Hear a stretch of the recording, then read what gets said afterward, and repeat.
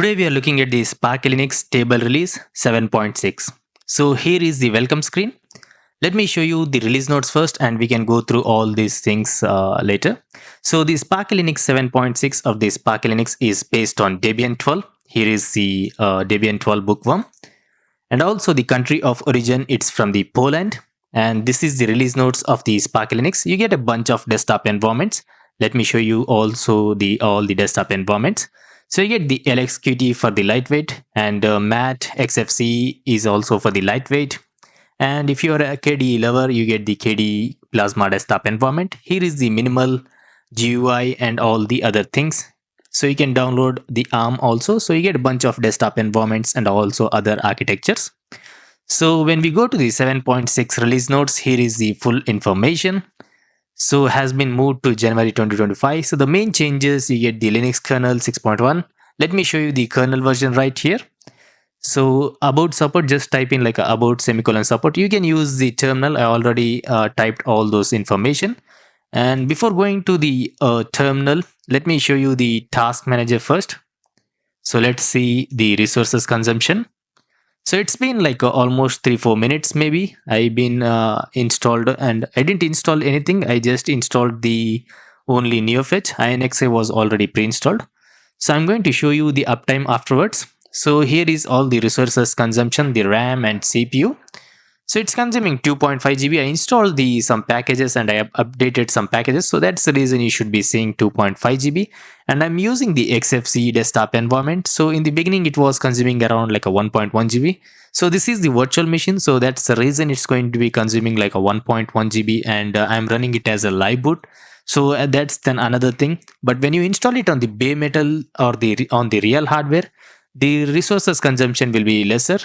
Usually you already know Xfce will consume a bit of lesser resources.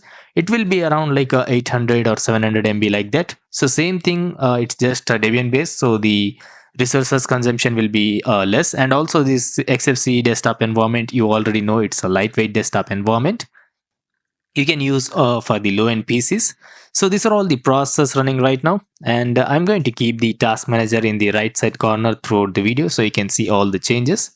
And about the semicolon support, you get the browser 128.5.0 ESR version and the kernel version 6.1. You can use the terminal or else you can use the about semicolon support to get the terminal information. So 6.1 kernel is the stable version or the LTS version. So it's a LTS version. Here is the LTS version, long-term version. So the latest mainline version, you get the 6.13 and also the stable version 6.12.8, which is also the LTS version. But the version you get is the 6.1. And if you didn't know about the Debian 13, I already made all the videos of Debian 13 in my channel. You can check it out, all those things. You can just search it in my channel. I made like a tons of videos of every desktop environment of Debian 13, which is yet to be released in this year, I guess. I don't know the exact release date, but in this year 2025 they're going to be releasing. So the main things, kernel, here is the 6.1, and if you want some information about the kernels, you just need to click on the releases, and here there will be a description. If the kernel says the long term, here is the description of the long term. If it says like a pre-patch or the mainline or release candidate, whatever, the description will be available right here. In order to get the kernel information, you can use also the uname-r, uname-a to get the kernel information, or else you can install the NeoFetch and inxa-swait. There are a lot of ways to get the kernel information. About the main changes, here is also another kernel. You get the 6.6, which is also the LTS version for the ARM version or the ARM architectures. And the main changes of the specific version 7.6. This is the 6th point update for the SparkyLinux 7. And the code name you already know, Orion built. I made like a 7.5, 7.4. I already made a lot of videos on the SparkyLinux. So I said all the information, like it's based on Debian. The country of origin, it's from the Poland. And the desktop environment, you get a bunch of desktop environment. I mentioned everything. And here is the same things. But you get the specific information like a LXQT, the version. If you choose the LXQT desktop environment, the version you get is a 1.2.0. If you choose the KDE Plasma, you get the 5.27.5. If you go with the MAT desktop environment, you should be getting the 1.26. For the Xfce, you still get the 4.18. You don't get the 4.20. And if you choose the open box, you get the 3.6.1. And about the Firefox, I already showed you the version. And here is this stable or the latest version 133. If you want to go with the 133, you can use the Sparky repos. And the Thunderbird, you get the 128.5.0. So these are all the main changes or the important changes of this specific release. And the password and everything is live. So username and password is just LIVE. And for the ARM users, you can use the PI and the Sparky, which is kind of like a Raspberry Pi or something like that. It's a Pi and the password is the Sparky. And about the downloads, I already showed you how to download. You can just click on the downloads. Here is the ISO file size. So you can get all those information right here. Or else you can go to the official website and get all this information. And about the system requirements, here is the system requirements. And remember, its last update was on the 5th September 2021. So it's been like a 3-4 years. So it's been completely, when it comes to the September, it will be like 4 years. But it's still three years. So these are all the resources you need. So if they're going to say it like that, it's better to try it on your own and you can decide on your own. Don't just watch some internet things and not even my videos. Just try it on your own and decide how much resources it's going to consume. So try it on your own and get all those information. So the main objective of this video is these are all the changes of this specific version. And when we go to the task manager, this is how all the resources are consuming. And also I'm running it on the VMware virtualization. VMware will be having sometimes there will be issues. VMwares or the virtual machines, there will be having some issues. The CPU and RAM, it's better to try it on the real hardware and it's going to give you exact how it's going to perform. But if you want to try this distribution, you can try it on your old PC. You need to choose the other desktop environment. Don't choose the KDE Plasma or anything. Choose like a LXQT or Xfce. If you have like a 1GB 2GB of RAM, they're going to perform better on those low-end PC. You don't need to buy new things or anything like that. SparkyLinux is considered like a lightweight Linux distribution. When you choose the lightweight desktop environment, you can assume it's like a lightweight. But when you go with the KDE Plasma, it's going to consume a bit of more resources. There is like a GUI and CLI things also. If you want to go with it, you can go with it. So those were the main changes from the official website and system requirements. I said everything, I showed everything. Now let's go with the, so here is the welcome screen. So let me close it. It's not useful. And let's go with the terminal. So I tried the fast fetch. I couldn't install the fast fetch because it's based on Debian 12.8 or the Debian 12 bookworm. But if it was released, if it has based on like a Debian 13 unstable Trixie, then you can easily install it the fast fetch. So if you want to go with those type of things, you need to go with the SparkyLinux rolling releases, and you should be getting the fast fetch installed easily. Or else you can install the fast fetch, but you need to add some lines for that. So let's continue with the video. So the SparkyLinux 7.6 Orient build is the code name. Here is my VMware. Uptime, it says like a 9 minutes. It's more than 9 minutes. And kernel is right here. Shell bash version, you get the 5.2.15. Packages 1900 dpkg.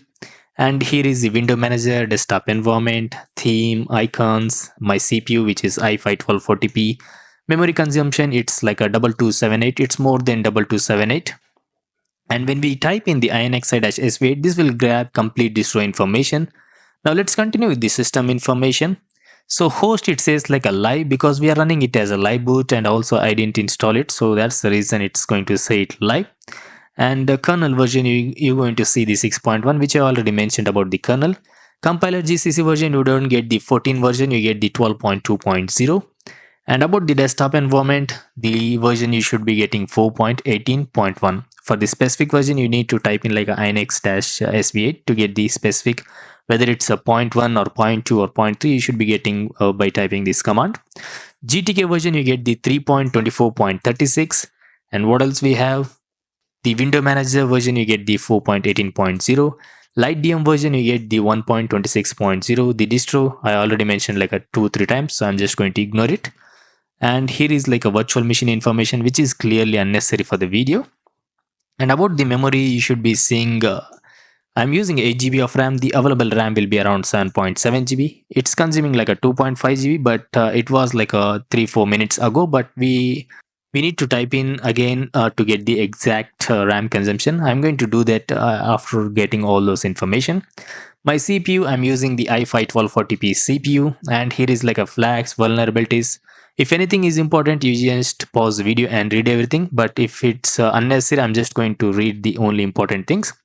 So the graphics, you get the VMW GFX version 2.20, and display is the X11. XORG version is 1.21.1.7, and compositor version same thing 4.18. And my present monitor resolution is 1920 into 1080. Here are all the available monitor resolutions. OpenGL version, you get the 4.3. Mesa, you get the 22.3.6. You don't get the latest 24 point something like that. You get the 22 version. Now let's go with the audio. Here is the ELSA version. Pulse audio version, you get the version 16.1. About the network, here is the network information. And about the Bluetooth, I don't have a Bluetooth, so it's going to say no Bluetooth data found. And about the partitions, repos. So these are all some unnecessary things, so I'm just going to skip everything. And processors running right now 262, sorry. I'm sitting far away from the monitor, so there will be some mistakes sometimes. So it's better to pause the video and read everything. Uptime, it says 9 minutes, but I'm going to show you the exact uptime. Init systemd version, you get the 252, you don't get the 257, which is the latest. And compiler GCC version 12.2.0. Shell bash version I already mentioned, and INXA version is 3.3.26. So let me type in the neofetch again and hit enter. So uptime, it's almost like a 24 minutes, and RAM consumption, it's around like a 1.5 GB or 1.6 GB. So let me type in cat /etc/issue. So these are all the information you need to get for this specific version. So it's not a major release, but I showed you what are the main changes. And about the installer, you get the same installer. And about the applications, I already mentioned the specific updates of this specific point version, which is Thunderbird, Firefox, and the kernel things. Other than that, you don't see any major changes. So here is our installer. Calamares installer, you get the 3.2.61. So those were the changes. I don't want to make a video lengthy, so that's the reason I'm just going to end this here, because I already showed all the important information. I showed you the audio, graphics, kernel, what it is based on, and like a graphics and everything. So that was the video, I guess. Other things you should be already seen the everything in the older version, so there is literally nothing to show here. And also I don't want to make a video lengthy, and I don't want to make you boring, so I'm just going to end the video here. So these are some customization. You can customize all those things, and I will be posting videos daily. Like I will be posting YouTube shorts, I will be posting community post, I will be active on the comment section always, and also I'll be posting daily. So if you want to subscribe, you can subscribe, and also turn on the notification. You should be getting all those videos instantly as soon as I post. So thanks for watching. About the logout and login screen credentials, I already showed you live, which is the username is live and the password is live. So let me show you the logout screen, and I'm going to end the video. So it's going to take a few seconds, and here you should be seeing the credentials. Just type in LIVE for the username, and the password is LIVE itself.